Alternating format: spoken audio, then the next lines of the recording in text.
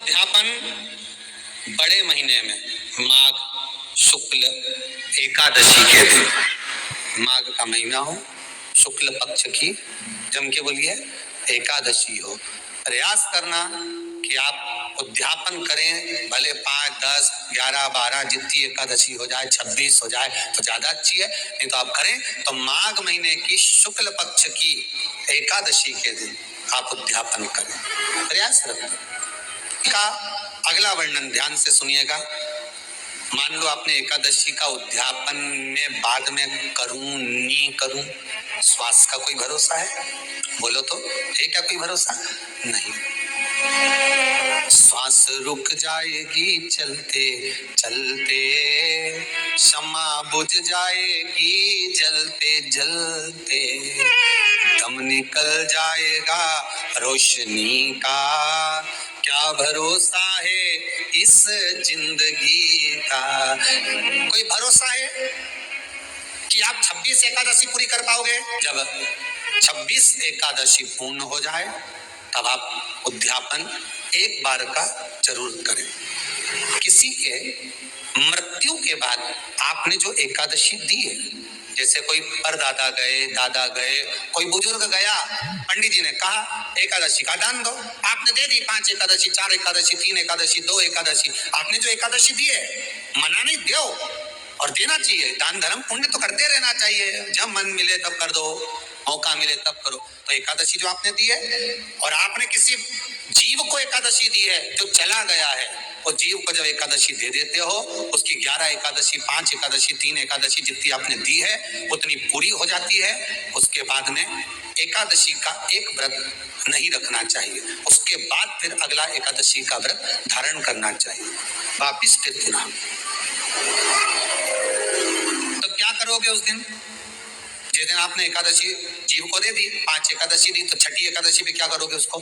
ये नहीं कि आपको अन्न खाना, आपको व्रत नहीं रखना, पर आपको अन्न का सेवन नहीं करना। उस दिन दूध की सामग्री, कोई फ्रूट्स, कोई फल आपको उस दिन ग्रहण कर लेना।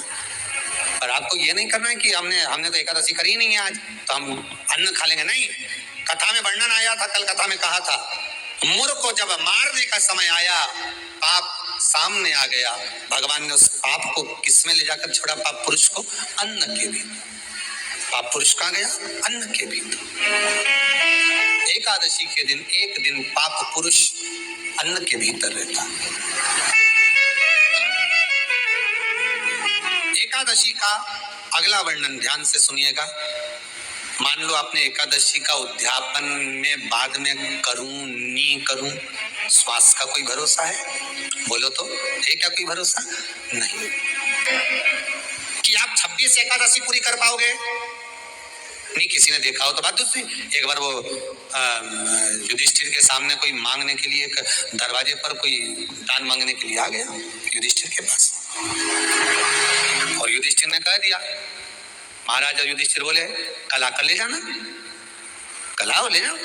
भीम ने एक ढोल उठाया और बजाना प्रारंभ करा, और साफ बजाया कि सारे लोग इकट्ठे हो गए। सबने पूछा हुआ क्या भीम, कौन सी खुशी की बात है, बात क्या है? तो भीम बोले मेरे भैया ने काल को जीत लिया। काल को जीत लिया मतलब मेरे भैया बोले कि कल आ जाना, हम तुमको दान दे देंगे। मतलब मेरे भैया जानते हैं कि कल तक मरेंगे नहीं, प्राण नहीं छूटेगा, मतलब इन्हें काल को जीता। ये समझ वाली बात है।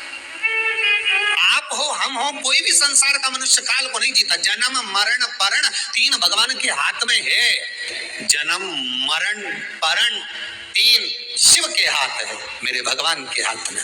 तीन भगवान के पास में है, तीन वो भगवान के पास में। कोई कितना ही करे, ना आपका ना हमारा, क्या भरोसा है इस जिंदगी का? है कल नहीं, क्या भरोसा?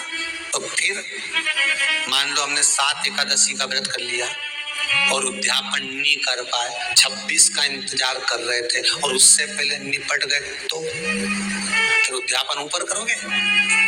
अरे बोलो तो सही।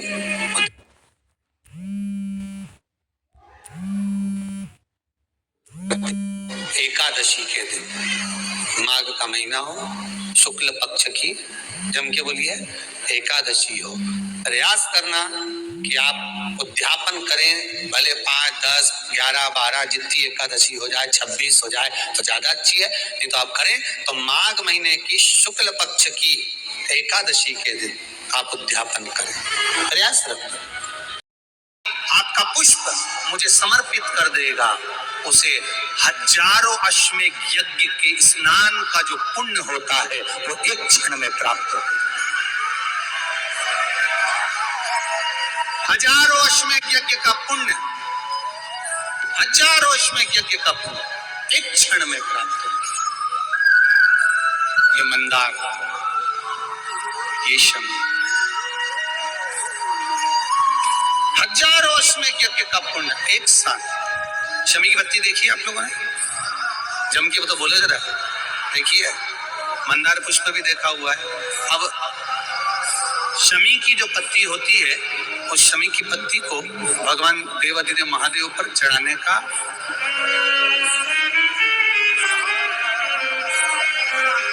शमी की पत्ती जो होती है,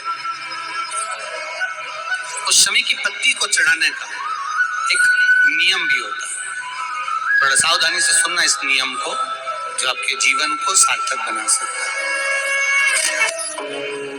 शमी की पत्ती को चढ़ाने का एक नियम है, बड़ा सुंदर नियम, आपके जीवन में उतारने रहे।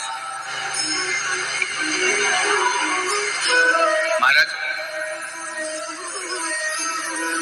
जब सारा श्रृंगार मेरे देवादिदेव महादेव का हो जाए, बहुत ध्यान से सुनना, ये प्रसंग आया नहीं पहले, आज अगर कुबेरेश्वर बाबा की पावन धरा पर ये प्रसंग निकला है तो उसको ध्यान से सुनिए।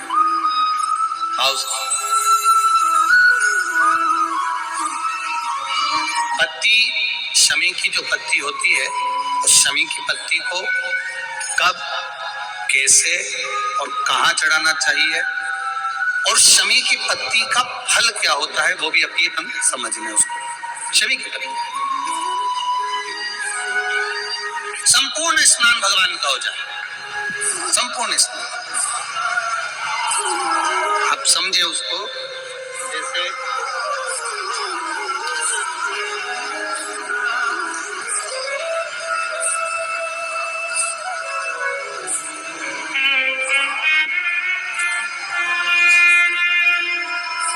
ये शिवलिंग है, जलाधारी,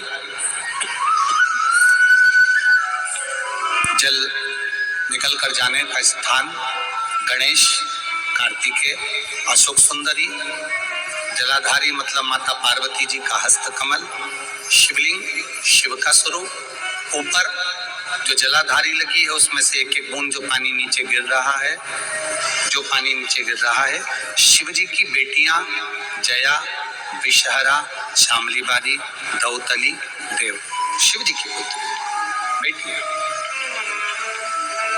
अब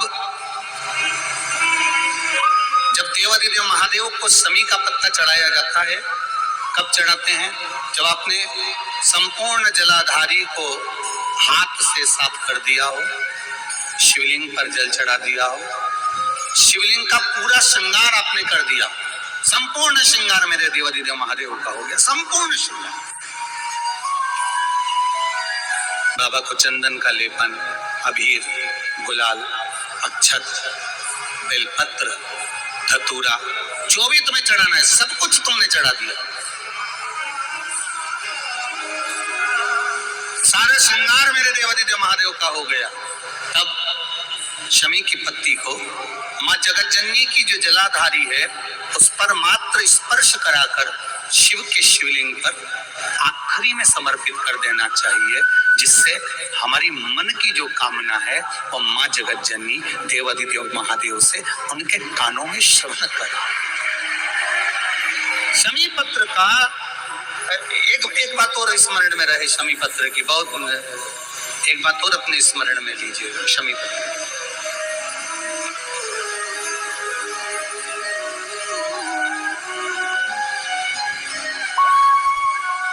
जैसे शिवलिंग, जलाधारी और स्थान, जब बहुत बहुत ज्यादा मात्रा में दरिद्रता होती है, बहुत ज्यादा मात्रा में बहुत कष्टमय जीवन। जैसे एक बहन ने अपने पत्र में लिखा है कि मैं हरियाणा साइड से आई हूँ, उन्होंने अपने पत्र में लिखा है मेरे को कि पीकर लोग नाली में गिरते हैं, गटर में गिरते हैं। मेरा भाई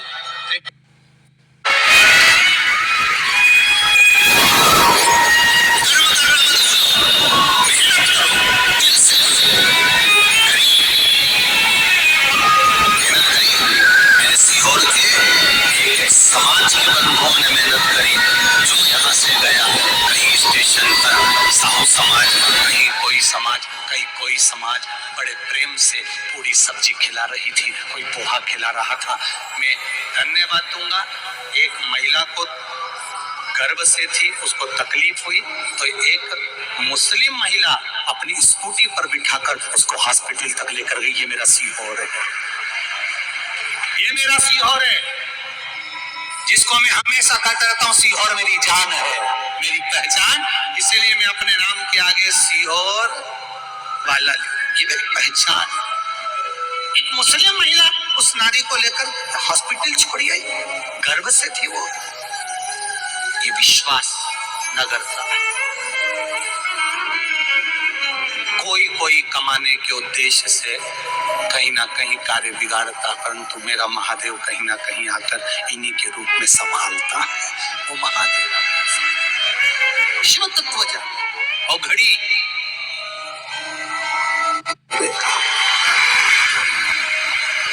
श्री शिवाय नमस्तुभ्यम, श्री शिवाय नमस्तुभ्यम। मंत्र का जाप करने से सभी प्रकार के कष्ट और दोष दूर होते हैं, सभी मनोकामनाएं पूरी होती हैं।